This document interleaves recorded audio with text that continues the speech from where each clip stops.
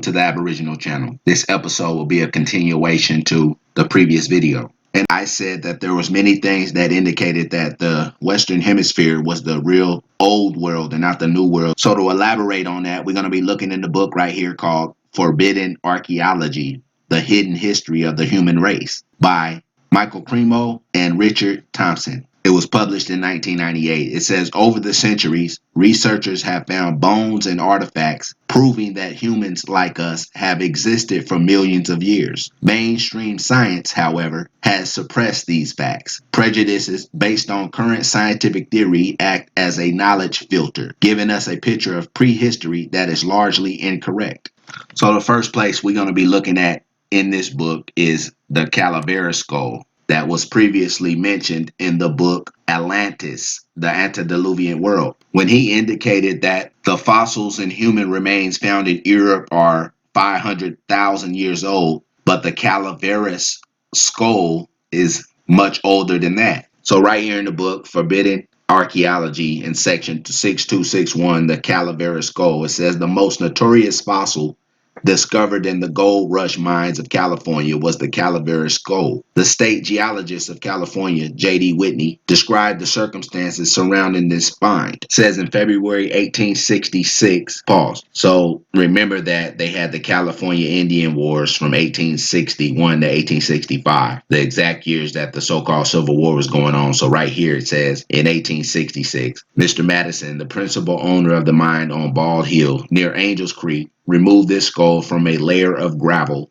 130 feet below the surface. The gravel was near the bedrock. Underneath, several distinct layers of volcanic material. Volcanic eruptions began in this region during the Oligocene, continued through the Miocene, and ended in the Pliocene. Those are all time periods. So we'll look up the Oligocene period, which it says that the Oligocene is a geologic epoch of the Paleogene period and extends from about 33 million to 23 million years before the present, or BP. So basically, in that area, volcanoes started to erupt 33 million years ago. Says it continued through the Miocene and ended in the Pliocene. Now, what is period is the Pliocene? Says right here that the Pliocene epoch is the epoch in the geologic timescale that extends from 5 million to 2.5 million years before present. So basically, the volcanoes were erupting from 33 million years to 2.5 million years ago. So understand what it's saying when it says underneath several distinct layers of volcanic material. So it's underneath the material, which would make it no less than 2.5 million years old. But right here it says, since the skull occurred near the bottom of the sequence of interspersed gravel and lava layers at Bald Hill, it would seem likely that the gravel in which the skull was found was older than the Paleocene, perhaps much older. Goes on to say what happened with the skull, and it passed to this hand to that hand till finally, when it got recognition, it says the religious press in this country took the matter up and were quite unanimous in declaring the Calaveras skull to be a hoax.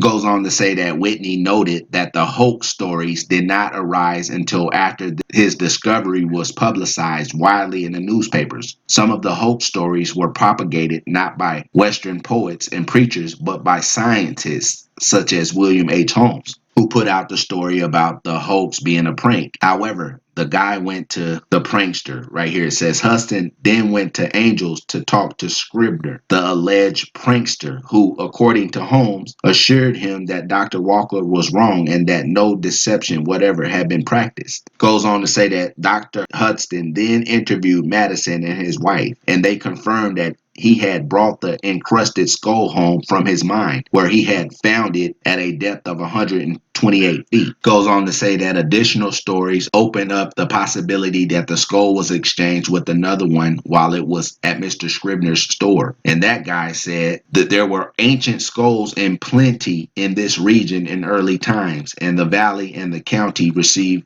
their name Calaveras, which in Spanish signifies skulls. Right here it says that on the other hand, Holmes reported that Dr. D.H. Dahl states that while in San Francisco in 1866, he compared the material attached to the skull with portions of the gravel from the mine, and that they were alike in all essentials. Goes on to say that W.O. Ayers, writing in the American Naturalist, stated, "I saw it and examined it carefully at the time when it first reached Professor Whitney's hands. It was not only encrusted with sand and gravel, but its cavities were crowded with the same material, and that material was a peculiar sort, a sort which I have occasion to know thoroughly. It was the common cement or dirt of the miners, that known in books as the auriferous gravel." Goes on to say that, but even if it were true and that some auriferous gravel was adhering to the skull, that would not have satisfied Holmes, who stated that the peculiar amalgamation of earth, pebbles, and bone is readily explained by referring to the condition existing in the limestone caverns and crevices of the region, where the calcareous assertions bind together bones and gravel, cave, earth, and whatever happens to be probable associated in just such a manner as that illustrated in the specimen under discussion. Yet, if we prefer to listen to Ayers, we learn it has been said that it is a modern skull which has been encrusted after a few years of interment. This assertion, however, is never made by anyone knowing the region. The gravel has not the slightest tendency towards an action of that sort. The hollows of the skull were crowded with the solidified and cemented sand in such a way as they could have been only by its being driven into them in a semi-fluid mass, a condition the gravels have never had since they were first laid down. So that basically said that the skull was encrusted with the gravels that was 128 feet below ground level,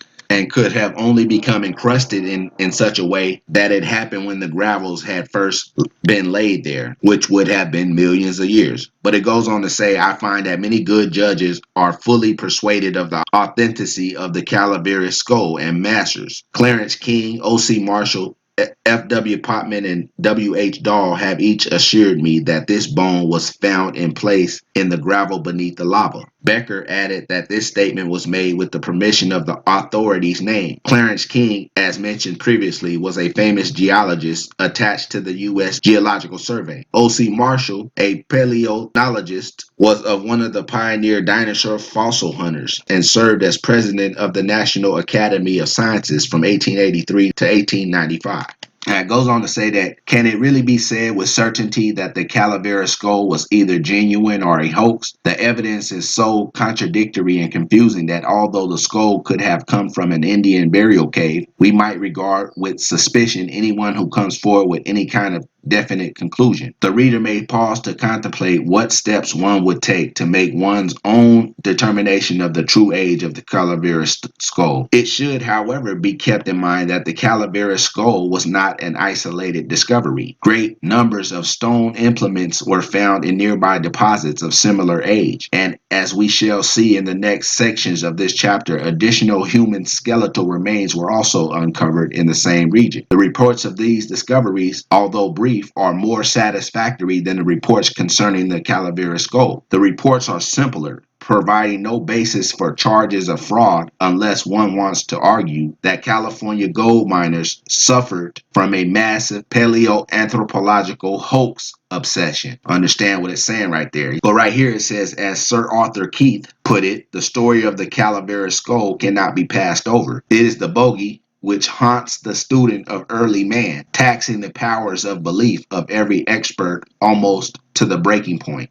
Goes on to say that, furthermore, it seems the evolutionary preconceptions of Holmes, Archeology, and others were partly responsible for the scientific community's rejection of the Calaveras skull. Says, in other words, the fact that the discoveries violated evolutionary expectations was sufficient to overrule all other testimony. It goes on to say this: it is indeed true that J.D. Whitney's reports of skeletal remains and artifacts, which imply that anatomically modern human beings existed in California over 9 million years ago, do call in question the theory of human evolution as presently understood through the history books, which has all been a lie. So therefore, if it's a lie, then what's the truth? If it's a lie, then what's the